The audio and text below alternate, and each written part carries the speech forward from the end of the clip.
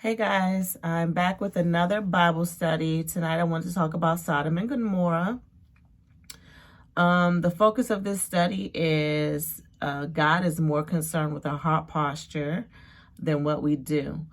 So if we go to Genesis chapter 19, we'll find the story of Sodom and Gomorrah. The angels have just left Abraham, and they were letting him know that they plan to destroy Sodom and Gomorrah. And Abraham, in a sense, negotiates with the angels, asking, if they can find a certain number of righteous people in the city, will they still destroy it? He gets down to, I believe, 10 people, and the angels say, if we find 10 righteous people in the city, we will not destroy it. So on to Genesis 19, we see that the angels have come to the city. They meet Lot at the city gates. Lot invites them into his home. The men from the city come to Lot's house demanding that he send the men out so that they could have sex with him. Lot is like, don't do this. Please don't do this thing. And they threaten Lot.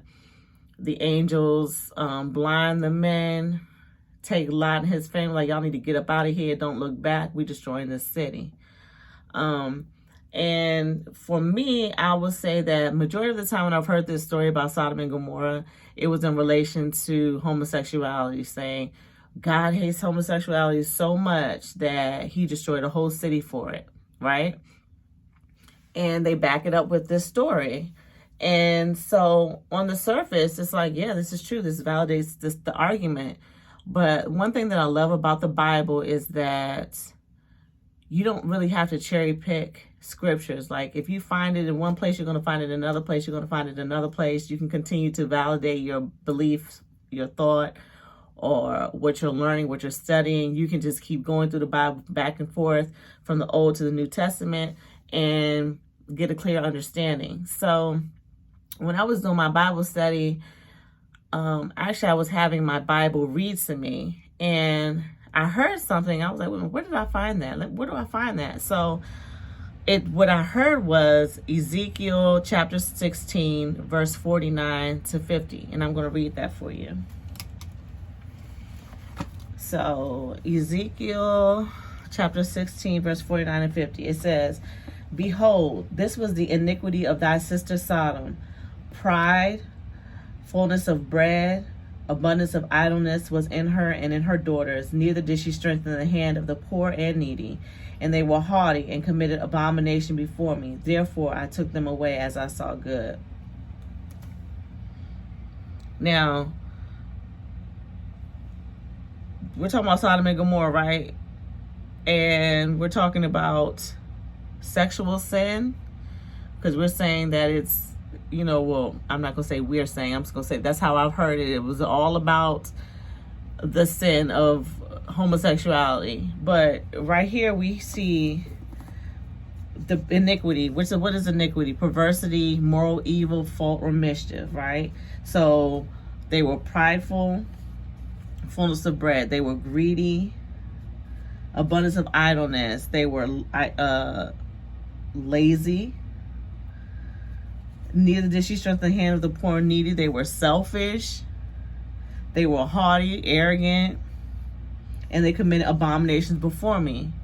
So then I'm like, okay, well, when I'm reading it, I'm like, that don't say anything about homosexuality, right? I'm like, okay, now am I tripping? Because I know that God says it's a sin. We can read that. That's what, So I'm like, in my mind, as I was reading it, I'm sitting here like, okay, I'm not crazy. So where do I find, this clearly to explain to me how this story relates to homosexuality, even though I don't believe that's the biggest point of it, because as we see here, there's like, 6 things that I listed.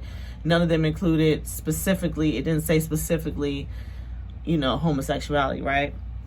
So then I was like, okay, well, the last thing that he says is what? And committed abomination before me. So what does God say abomination is? So let's go to Proverbs chapter 6, verses 16 through 19. So here we go. Verse 16. These 6 things doth the Lord hate, yea, 7 are an abomination unto him. a proud look, a lying tongue, and hands that shed innocent blood, and heart that devises wicked imaginations, feet that be swift in running to mischief, a false witness that speaketh lies, and he that soweth discord among brethren. So again, it's like highlighting the same things that we saw in Ezekiel. We see pride. We see a lying tongue. We see a hands that shed innocent blood. These are the abominations that we've spoken about in Ezekiel 16, when he says they committed abominations upon me. So these are the abominations. A heart that devises wicked imaginations, feet that be swift in running to mischief. Excuse me. So verse 18, I would say, you could equate that to the homosexuality, the sexual sin, because before anything that we do on the outward, anything that we do outwardly, right, is a reflection of what has already taken place in our hearts and in our minds.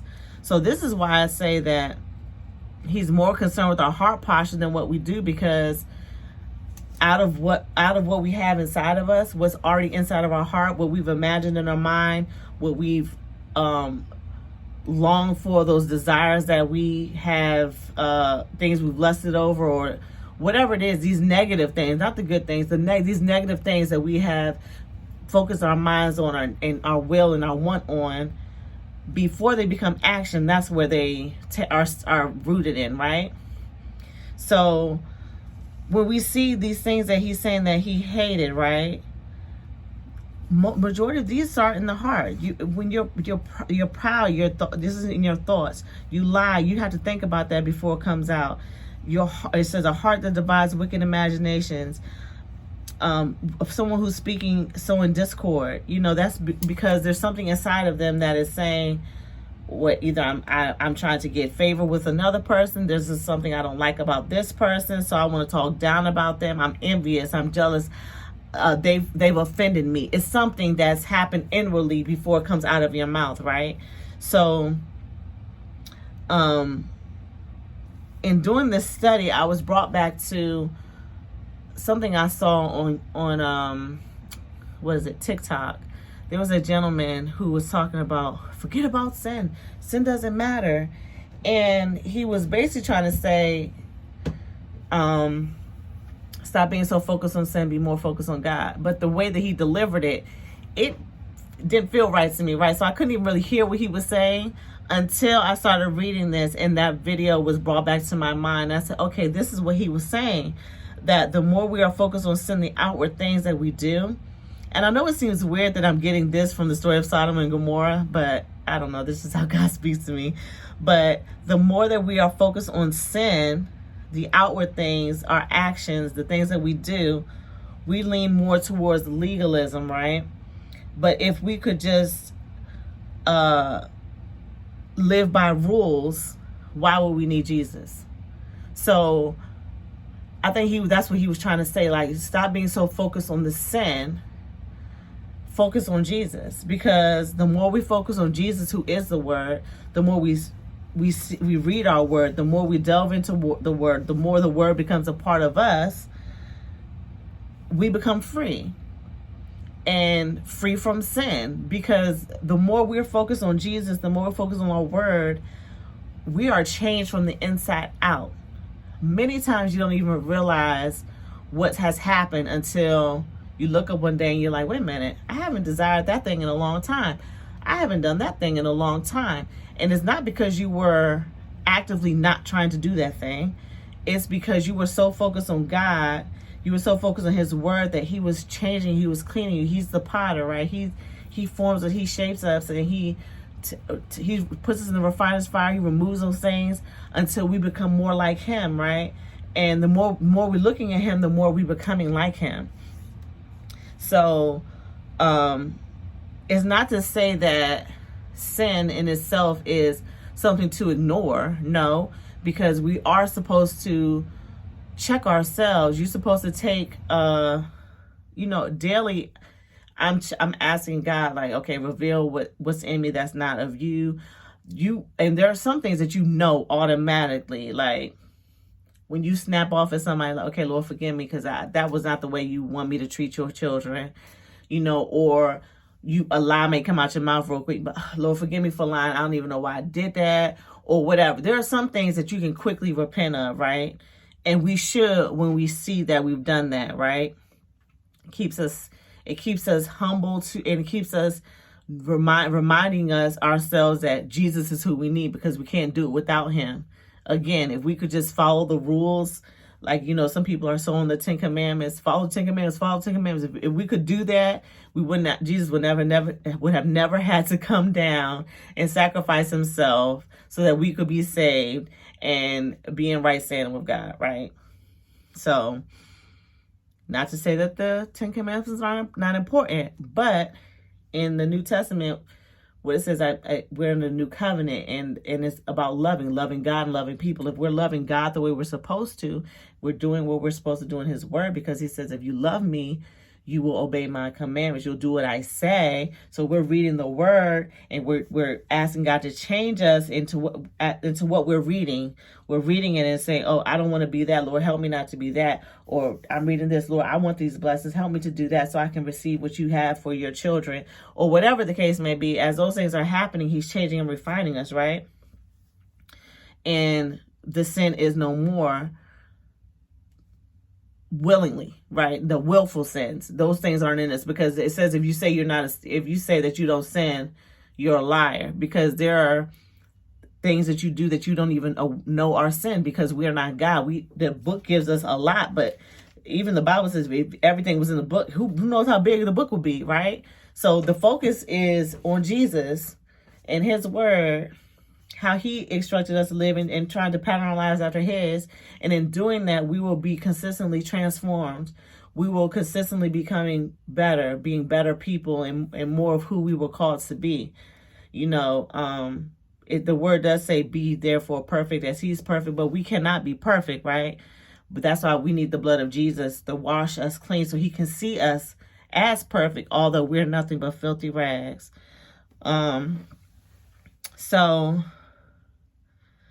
I guess the point of this Bible study is to say, focus on God. Stop being so focused on what someone is or isn't doing, or what you are or aren't doing, and focus more on what Jesus has done for us. Because in doing that, we're not pointing a finger at other people when we have 3 others pointing back at us. Because like I said, whenever I heard this story, it was about homosexuality. And these people are doing this and this and this and this to people. And look at these fingers. Maybe I'm being prideful. Maybe I'm being arrogant in the way that I'm speaking to someone. Oh, am I greedy? Am I selfish? He's looking at us all the same. Yeah, these are all the things that he hates. So it's not just sexual immorality. We need to stop as believers making it like that's the biggest thing that could ever separate us from God. Because he said, nothing's going to separate us from the love of God if we're believing in him, if we are seeking to be renewed by him, if we are consistently changing because of his love for us and his word, and actively pursuing him. How are you going to tell me that yours is more than mine, or mine is more than yours? He doesn't look at it like that. So my prayer for all of us is that we are daily taking a check of our hearts and what we're focusing on, what we're thinking about, and making sure that we're living a life inwardly that is pleasing to God. Not those things that everybody else can see, not the things that we consider big sins or whatever. But just ask God to continue to renew us, renew our minds, that we will walk in obedience to his word, that we will pursue the things of God, and that in doing that, he will remove those things that he hates. Because none of us are perfect. Not one, right? The only man that was perfect was Jesus, and he was half God. So remember, don't be so ashamed or condemned when you do the wrong thing. Humble yourself, ask for forgiveness, and ask God to keep working on you. But don't let your focus be, I'm going to stop doing this. I'm going to stop doing this. I'm going to stop doing this. Because in doing that, all your focus is on yourself. Our focus needs to be this way, not this way. And I say that because I used to be that way. I was a heavy marijuana smoker. I think I started smoking when I was 18. And I honestly quit smoking this year, and I was not delivered of anything of my own. It was all God. Prior to this, I would be focused on, like, I know I need to stop smoking weed because I was engaging in things I shouldn't have been. It was just terrible, right? So after a period of time, when I first started smoking, it'd be great. There's some things that start happening, and then I would get to a point where, like, I need to stop smoking. And I would just be on myself. Oh, you need to stop. And I would stop for a period of time until something happens that will bring me right back to it. And I would start to cycle over, So that's been going on since the age of 18. I'm 41 now, like I said. And this year was the first time when I was just like, Lord, I really like how I feel when I get high, but I don't like the side effects of it. I don't like that I end up doing these things that I know you're not pleased with. I don't like the spiritual stuff that happens because I will be seeing stuff and I'd be hearing things, and that part I didn't like. So I was like, God, I don't like the negative side of it. I know this is not what you have for me to do. I know that for me, marijuana smoking is not what I need to be doing, period. And so I'm just praying, God, that you take this desire away from me, the desire to smoke away from me, so that I can be delivered from this. Because I don't want to spend another year smoking or trying to force myself to not smoke, or, I'm just tired of this. And this is how I was talking to God. I was like, please just, take it away from me. And so I was praying that, like, every day, but I was still smoking. And one day, I don't know what, I guess it was my set time. I guess God was like, today's the day you're going to be delivered from this thing. So I was saying my prayer again as I was rolling my J. Don't judge me. And I'm praying as I'm smoking. And I'm just smoking. And I'm just smoking. I'm like, I don't feel anything. Matter of fact, it actually tastes kind of nasty. But because I was in it was like an emotional place. Something had happened earlier in the day, which is why I wanted to smoke. So I was like, oh, but I got to smoke because I don't want to feel that. I don't want to think about that. So I'm like, well, maybe I need to roll another one. So I did that, and I'm like, what is happening? And then I heard myself praying again. I was like, God, is this, you really delivering me from, is this what was happening? Because I'm not even high. So of course I put the thing out, threw it away. I threw all the weed that I had left. I threw my roll-ups. I threw everything away. And I was like, honestly, I probably was still a little buzzed, but I didn't feel like I was, because the way I was acting was kind of manic. So I was probably a little high, honestly, but in my mind, I was very clear. And I was just like, okay, God, I believe that you're telling me that I'm delivered from this. I'm going to give rid of everything and I'm going to be fine. So I went to sleep. I have some neighbors next door who smoke all the time. And so the next morning I got up and I could smell them smoke. And I was like, oh, that's disgusting. That's the most disgusting smell ever. And immediately I was reminded about the night before. And I was like, Lord, I really believe that you've delivered me. I don't even like the smell anymore. Because I used to smell weed and be like, I could be like, oh, that's bad weed or that's good weed. Or I'd be like, oh, that smell. Oh, yes. And it was just this whole thing. But I was disgusted and I was turned off. And I just started thanking God for my deliverance.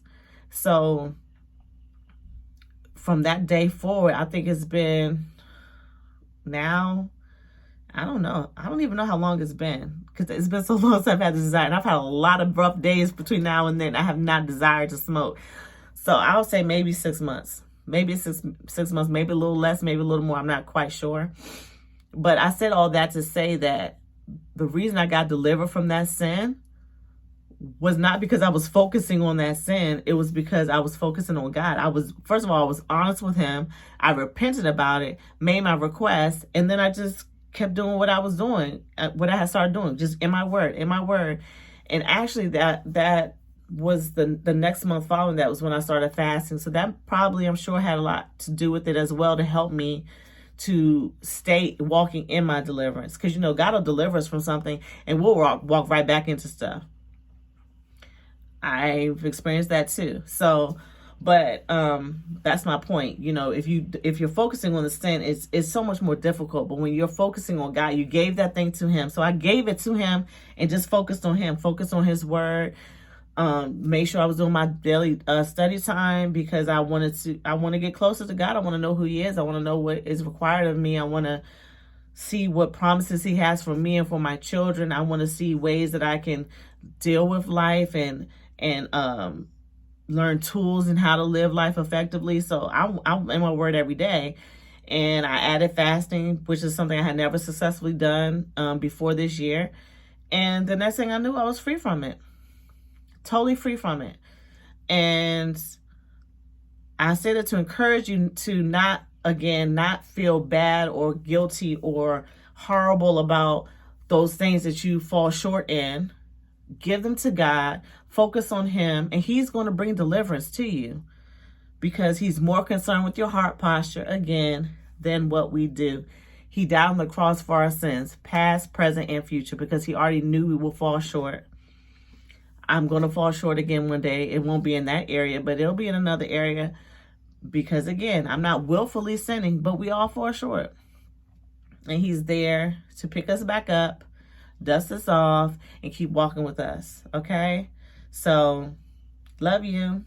Hope you read for yourself. Maybe you'll have some more revelation that you can share with me. Like I say all the time, I love the Bible. I love to read it. I love to discuss it. So, let's keep staying in this word, guys, and becoming more and more of who God has called us to be, okay? Bye.